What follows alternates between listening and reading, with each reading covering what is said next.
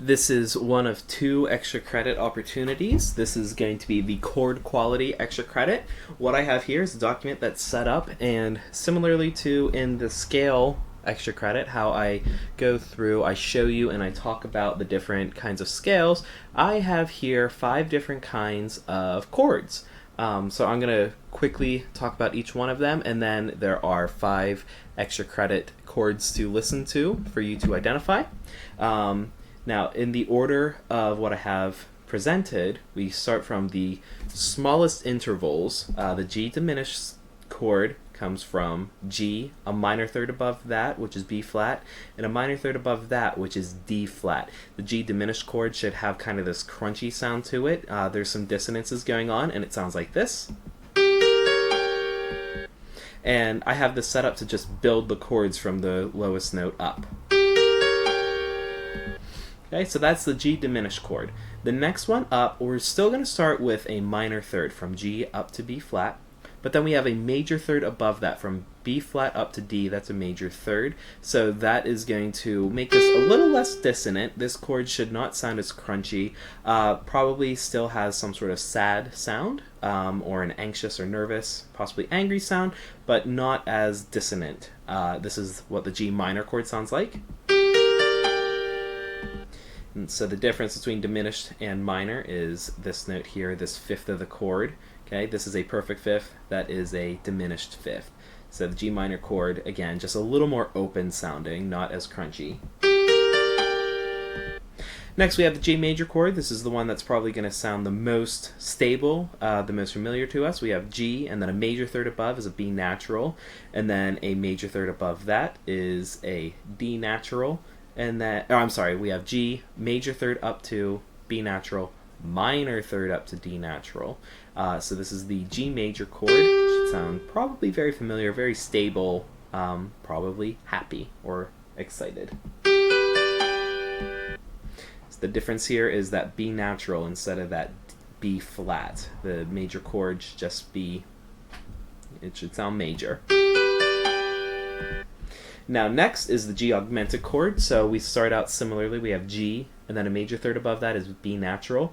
But a major third above B natural is D sharp. This is what's going to make it augmented. Really try to listen for when this D sharp comes.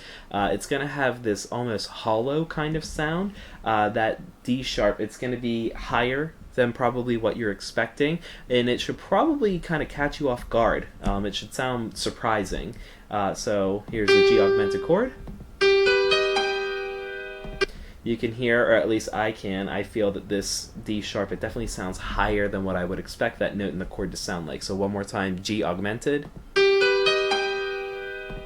And then finally, I have the G dominant 7th chord. Now there's all sorts of different kinds of 7th chords. This is the only one that I'm including. The dominant 7 is a G major chord, G, B natural, D natural, but then we're going to add the F natural on top of that. So you can see we actually have 4 notes in this chord, and it's going to take just 1 note longer to get to that nice long held note. So the G dominant 7, you're going to hear an extra note in the chord for a dominant 7th chord because of the 7th. And that's what that sounds like. It sounds nice, but not stable. It has a pleasant sound, but there's a little bit of tension because the dominant 7th wants to go to a different chord, but once again, dominant 7th chord. So what I'm going to do here is I'm going to play each of these in order again, so you can get one more here of each of them. And then once we're past the G dominant 7th, there's going to be this measure and this measure of rest. Then on the other side are chords that you will not see.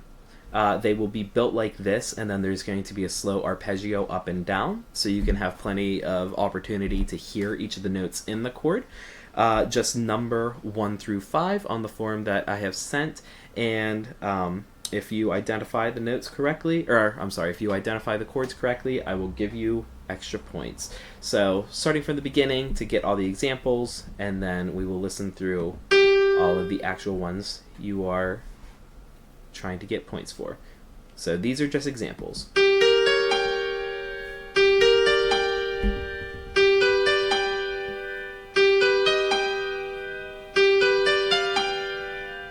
Okay, now here comes the first one for extra credit.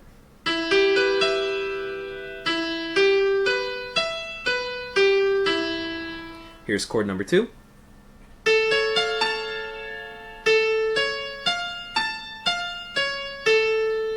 Chord number 3 now.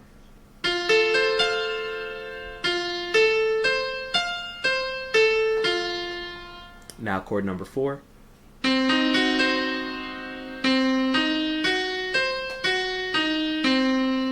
And finally chord number 5.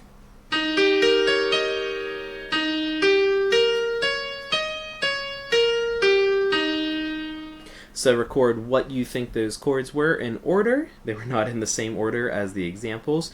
And submit that to me. Any submissions that I get by Sunday at 11:59 p.m.